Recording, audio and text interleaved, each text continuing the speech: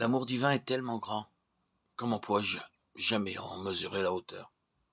La largeur et la longueur, la profondeur et la hauteur ne peuvent être mesurées.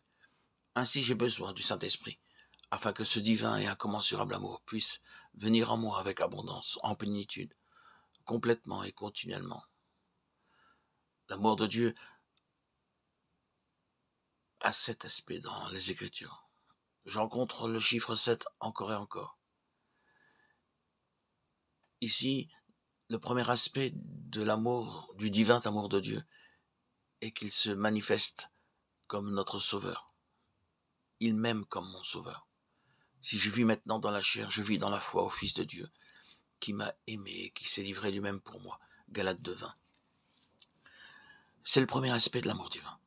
Le Seigneur Jésus-Christ m'aime comme mon Sauveur. Si vous voulez expérimenter l'amour divin, vous devez croire que le Seigneur Jésus-Christ vous a aimé et est mort à votre place. Il m'a aimé et s'est donné lui-même pour moi. Ne confondez pas la miséricorde avec l'amour. Par exemple, un pauvre homme peut vous demander de l'argent. Vous vous sentez désolé pour lui. Et par miséricorde, vous lui donnez un peu d'argent. Vous ne lui dites pas « tu es mon fils ou ma fille ». Vos enfants seuls peuvent vous demander de les aimer comme un père ou une mère, pas les autres. C'est ainsi que l'amour divin commence. Je dois connaître le Seigneur Jésus-Christ comme mon Sauveur. Il est venu dans le monde pour moi.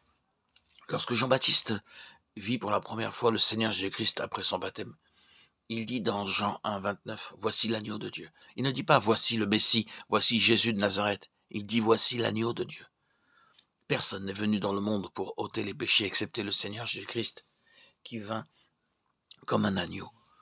Sous la loi, le prêtre devait prendre un agneau sans défaut, le sacrifier pour les péchés du peuple, lequel parlait aux hommes du parfait sacrifice du Seigneur Jésus-Christ qui devait venir. L'amour de Dieu commence toujours lorsque je le reçois comme mon Sauveur.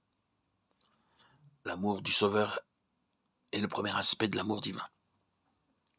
Deuxièmement, il nous aime comme un père, car le Seigneur châtie celui qu'il aime, et il frappe de la verge tous ceux qu'il reconnaît pour ses fils. Nos pères nous châtiaient pour peu de jours, comme ils le trouvaient bon. Mais Dieu nous châtie pour notre bien, afin que nous participions à sa sainteté. Hébreux 12, 6, 10. C'est le second aspect de l'amour divin. Pour commencer, le Seigneur Jésus m'aime comme un sauveur, puis comme un père. C'est pourquoi il doit me corriger, me reprendre et me châtier, afin de m'amener à sa norme. Pourquoi châtiez-vous vos enfants? Lorsqu'ils se comportent mal, vous les châtiez afin qu'ils puissent atteindre vos normes. Vous dites, mon fils, tu es mon enfant, tu dois te comporter correctement, étudier dur et acquérir de bonnes notes.